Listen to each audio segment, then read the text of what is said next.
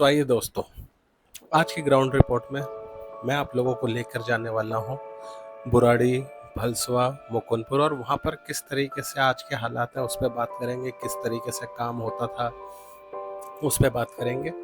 और यहाँ पर मेट्रो डेवलपमेंट का काम भी चल रहा है। बाकी साफ सफाई का तो दोस्तों जैसा हमेशा रहता था, आज भी हमें वैसा ही कुछ देखने को मिला। गंदगी वैसी की वैसी है। पूरा पानी का लेवल बारिश के कारण थोड़ा सा बढ़ा हुआ बेशक हो, लेकिन उसमें जल कुंभियाँ वगैरह सब कुछ है। और इसको बढ़ाने वाला जो सबसे बड़ा रोल है वो दोस्तों इन नालों का है जो इससे कनेक्ट होते हैं।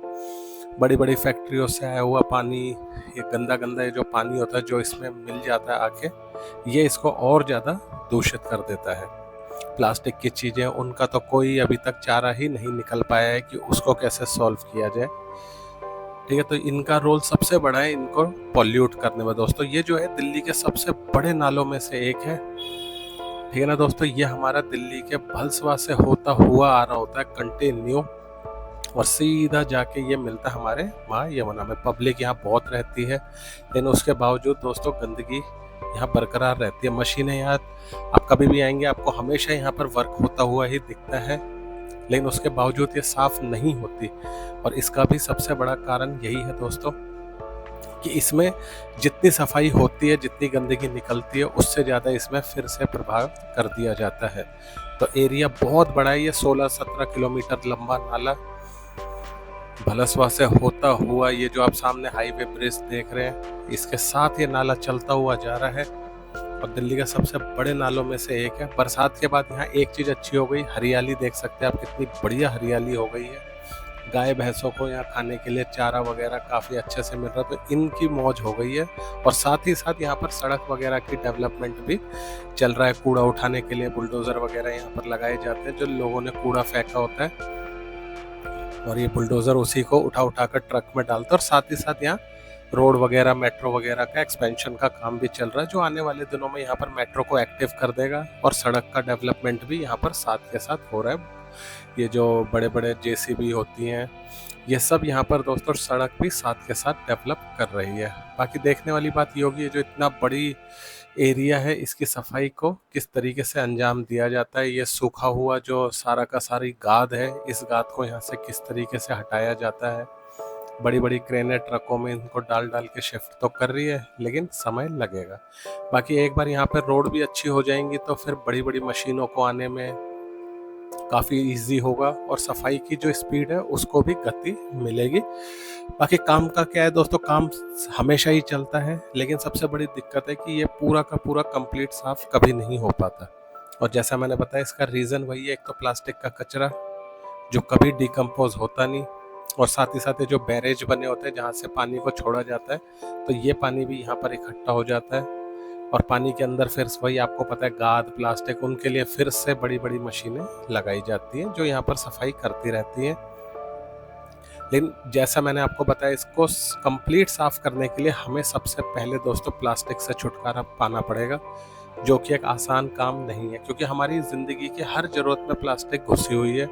पानी की पीने की बोतलों से लेके हम सब्जी वगैरह खरीदते हैं, दाल चावल जो भी लाते हैं, उसमें प्लास्टिक का रोल बहुत बड़ा है। देखिए गाद कैसी होती है, इसकी हालत। और ये मशीनें जो होती हैं, यहाँ आप आएंगे वर्किंग करती हुई आपको हमेशा मिलेगी।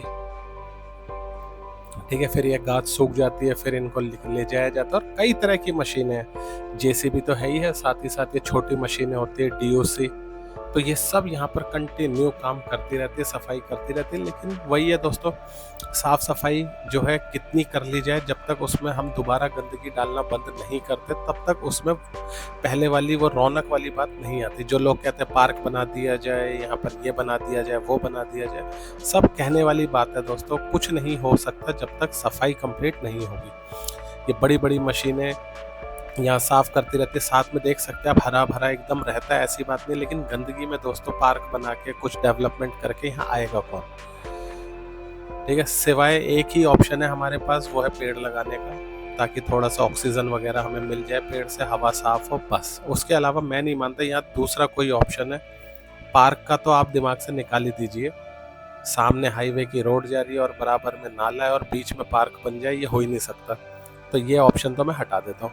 बाकी साथ ही साथ यहाँ पर जो मैं आपको बता रहा था, बस्ती यहाँ रहती है, इधर के लोगों को भी थोड़ा-सा समझना पड़ेगा और अपनी आदतें सुधारनी पड़ेंगी। ये बड़ी-बड़ी मशीनें यहाँ मिट्टी हटाती रहती है, ट्रकों में लादती रहती है, भेजती रहती है यहाँ से, लेकिन उसका क्या फ़ायदा अगर दोबारा से गंदगी होगी। ये बड़ी-बड़ी यहाँ पर आप जब भी आएँगे आपको यहाँ वर्क करता हुआ ही दिखेगा हमेशा, लेकिन घूम फिर कर बात वही आ जाती है, ये वर्किंग कंप्लीट होगी कब? हर साल का यही हाल है। बरसात आती है, बरसात के बाद दोबारा यहाँ पर गंदगी हो जाती है, लेकिन जैसा मैंने बताया इसको कंप्लीट सफाई करें तो करें कैसे, है ना? तो आपके पास भी कोई सुझाव हो तो आप हमें कमेंट में बता सकते हैं। बाकी काम का क्या है दोस्तों, पिछले साल भी पूरा हमने आपको दिखाया था वर्क करते हुए, यहाँ पर वर्क हो रहा था, इस साल भी हो रहा है, अगले साल भी होगा। लेकिन जैसा आप लोग कहते हैं कि ये कंप्लीट साफ क्यों नहीं होता, तो इसका रीज़न है प्लास्टिक। जब तक उसका कोई सॉल्यूशन नहीं आएगा तब तक ये साफ नहीं होगा। और दूसरा, नालों में जो गंदगी डलती है उसको रोकना, बड़ी बड़ी फैक्ट्रियों पे जो है कानूनी दावपेच वहाँ लगाने चाहिए, स्ट्रिक्ट रूल बनाने चाहिए, चालान कटे, उन पे फाइन हो, सज़ा हो, तभी ये थोड़ा हो सकता है। बाकी मेट्रो अभी एक्टिव नहीं हुई है, जब ये मेट्रो भी एक्टिव हो जाएगी तो और सोचिए और कितनी गंदगी होगी यहाँ पर। ठीक है, ये जो गाद वगैरह आप देख रहे हैं, ये सारी चीज़ें जो होती है दोस्तों नाले से ही निकाली गई चीज़ें होती है, ये कहीं से आई नहीं है। जो इतने सालों से अब यहाँ पर गंदगी डलती गई है उसी को निकाला जाता है, ये जमता जाता है और फिर पहाड़ बन जाता है, फिर इसको ले जाके प्रोसेस करते, फिर दोबारा नई गाद निकलती है। तो यहाँ पर काम की बात करें तो काम तो दोस्तों देखिए चलता रहेगा, लेकिन मेरा कहने का मतलब यही है कि आप लोग कमेंट में थोड़ा बताएं ये प्लास्टिक से कैसे छुटकारा मिला जा सकता है। आपके पास कोई है जरिया तो बताएं ताकि अगली वीडियो में उसको डिस्कस करें। बाकी डेवलपमेंट की बात यहाँ पर करनी ही बेकार है, यहाँ पर क्या बनाना चाहिए उसका यहाँ पर टॉपिक बन ही नहीं सकता, क्योंकि नाला की साइज देखिए कितना चौड़ा नाला है। और बराबर में इससे जब आप मेट्रो की साइड जाते हैं या रोड की साइड जाते हो, जो आप हाईवे देख रहे हैं, जो ट्रक वगैरह उसमें चलते हुए जा रहे हैं, इन दोनों किनारों पे कूड़े का अंबार लगा होता है, उसको भी साफ करो। तो डबल ट्रिपल मेहनत है। ठीक है दोस्तों, मशीनें कितनी लगा ली जाए, लेकिन सफाई का आप हाल देखेंगे तो आपको हमेशा यही लगेगा कि ये कभी साफ होगा ही नहीं। मगर यह है कि सरकार का एफर्ट देख के बड़ा अच्छा लगता है, कंटिन्यू काम करवाती है गवर्नमेंट यहाँ। बाकी आने वाले दिनों में देखेंगे जब काम तेज़ी से खींचना स्टार्ट होगा तो किस तरीके की यहाँ से तस्वीरें आती है, वीडियोज़ आती है, वो सब हम आपको दिखाएंगे। आप चैनल को सब्सक्राइब करें और प्लास्टिक का कोई सॉल्यूशन हो तो हमें कमेंट में ज़रूर बताएं। ठीक है, अपनी राय आपकी हमें बहुत इंपॉर्टेंट रहती है, उसको हम हमेशा डिस्कस करते हैं। तो ये दिल्ली के सबसे बड़े नालों की बात हुई है। आने वाले दिनों में और फ्यूचर अपडेट्स आएंगे। सब्सक्राइब करें, अपनी राय हमें कमेंट में दें और कोई इजी सॉल्यूशन हो इसका, सफाई को फास्ट किस तरीके से किया जा सकता है वो भी बताएं।